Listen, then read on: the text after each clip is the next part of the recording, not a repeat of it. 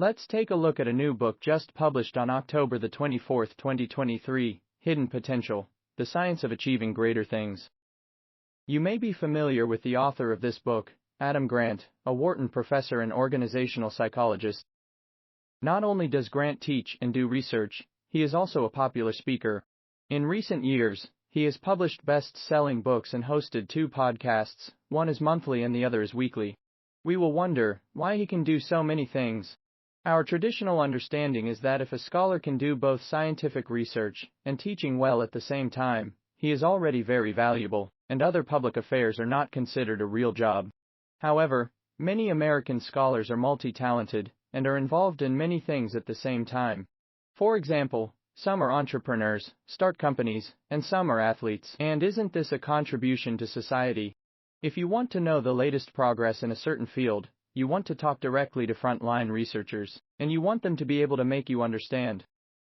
In addition to Grant's previous abilities, he is also a national-level diver. You may not be particularly surprised by this, because these people are particularly able to maximize their own energy now. This is due to the rapid advancement of knowledge in the field of personal growth in the past few decades. Improving your personal productivity is a real skill. You only have to think about how much the performance of today's athletes has improved compared to those of 100 years ago. The current situation of personal growth is not at the level of inspirational chicken soup 20 years ago, nor is it the level of scattered scientific research results more than 10 years ago. Instead, it is being systematized and formed into solid science. People like Grant can be described as productivity hackers who study and practice high-efficiency methods at the same time. Of course, this work has not been completed yet, so you will not see a comprehensive personal growth manual for the time being, but the pieces of the puzzle are already being formed. Grant's new book is the latest piece of the puzzle. This book is written in a best-selling style, but Grant ensures academic standards, and the book contains a lot of the latest research. Let's first talk about a study published in Science in 2017 and then talk about the theme of this book.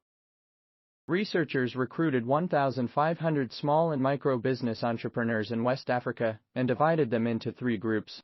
One group is the control group, with no intervention, the other 2 groups are the experimental group, and the researchers organized them into a training camp, and each received intensive training for 5 days. The training method is business school style, with case analysis and simulated decision-making, with a special focus on actual combat. But the training content of the 2 groups is different. One group mainly teaches cognitive skills related to business, including finance, accounting, human resources, marketing, product pricing, etc.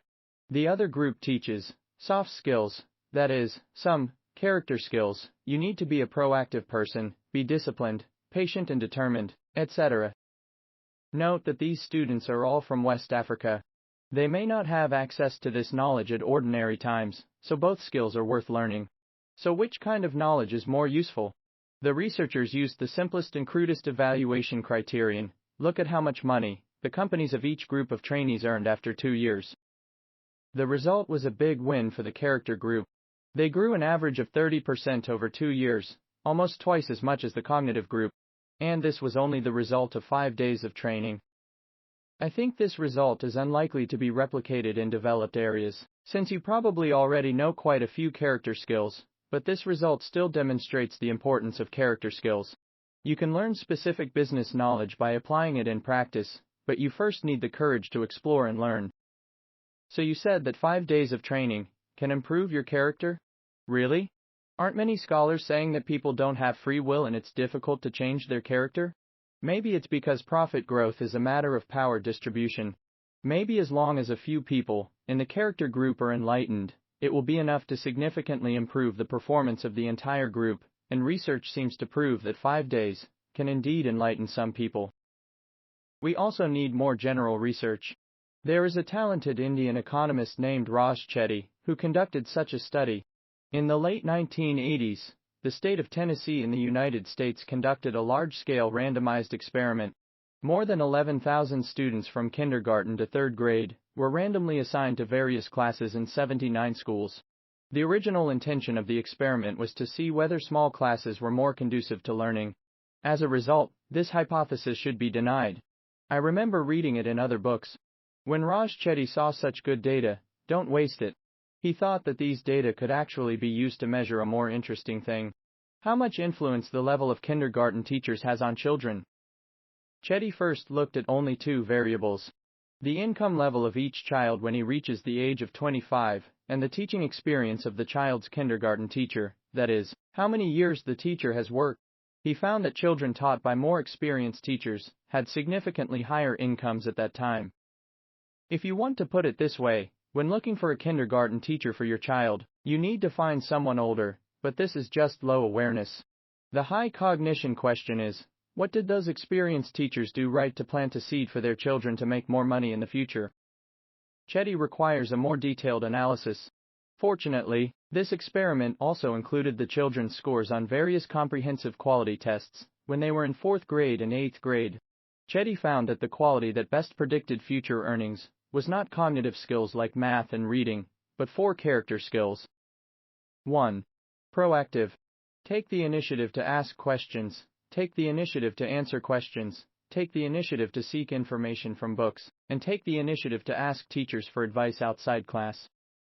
2. Prosocial. Good at getting along with and cooperating with peers.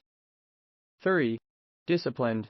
Able to concentrate and not disrupt class order. 4. Determined. Able to persist in solving difficult problems and willing to complete more tasks than assigned. Chetty found that the more experienced kindergarten teachers teach students, the more they possess these 4 character. These 4 character are 2.4 times more predictive of future earnings than math and reading scores. It seems that kindergarten is a good place to train character. Forcing children to memorize multiplication tables in advance or to know 1,000 words before they enter elementary school is actually of little significance. Having a proactive, pro-social, disciplined and perseverant character will have a bright future. Character is not personality. Personality is your natural tendency. For example, some people are introverts and some are extroverts, some people speak quickly and others move slowly, etc. Grant said character is your ability to rise above your tendencies and put your values above your instincts. Simply put, character is the ability to do what is right. David Brooks wrote a book called The Road to Character, and he had a sentiment. Until perhaps the 1950s, education in various countries around the world emphasized character, believing that natural human nature is a crooked tree that must be constantly corrected from an early age to become straight. Later, the world entered an era of prosperity and social tolerance increased. People discovered that occasional indulgence would not have any bad effects, so they no longer valued character. Especially now, neither teachers nor parents require children to have character, as long as they have good academic performance. Squeamishness is seen as cute, irritability is seen as individuality, weakness is seen as self-protection, and avoiding responsibilities is seen as cleverness. Not only do they not expect you to have character, they also expect you to have no character. Just as many people now understand emotional intelligence as cunning, people understand character as self-sacrifice. This may be because too much literary propaganda equates character with selfless devotion. When you say you are a person of high moral character, others think you mean that you don't have to pay back the money you borrowed. But the biggest role of character is actually to achieve yourself. Character is more important than IQ or professional talent. IQ allows you to learn things faster than others. Professional talents, such as artistic talents and sports talents, can make you stand out right away, but character can take you far. Grant told the story of a chess team and cited research on world-class pianists, mathematicians, scientists, and athletes, all of which showed that among the true masters, only a few were child prodigies. The talent of most of them can only be said to be average, better than their brothers and sisters and the kids next door, but they are not considered prodigies. The reason why these people have achieved such remarkable achievements is mainly because of their character. We all know that whether amateur players play chess well or not, IQ is very important, but the level of professional chess players has little to do with IQ. A general rule is that early advantages in cognitive skills fade over time. Ordinary people who want to become outstanding talents must have IQ, but going from good to excellence does not depend on IQ, but on character and wisdom. For example, if you want to form a middle school chess team, the intuitive way is to directly organize the competition and keep the ones with the best results. However, The initial results are confusing because the students have not yet formally learned chess. It only reflects the IQ, and cannot reflect whether the student likes chess, whether he can persist in training, and whether he has self-motivation. A better selection method is to select for character. Only when you observe a few more students, and observe them for a longer period of time, can you see their character. It is in this sense that Grant calls character hidden potential. Sapolsky would definitely say that character is not essentially different from IQ. It is also a biological attribute and has strong innate factors. But what Grant emphasizes is the plasticity of character. He believes that character is also a skill, which can be improved through learning and training. And Sapolsky wouldn't argue with that. This book introduces several character skills that can enable you to accomplish great things, including proactive self-improvement, correctly handling difficulties and obstacles, creating opportunities to stimulate potential, etc. Let's talk about it slowly. These characters are not optional, they are required. Some people are not destined to do this, so they are not destined to achieve great things. If you want to excel, especially if you want to maximize your personal productivity, you need to have these characters.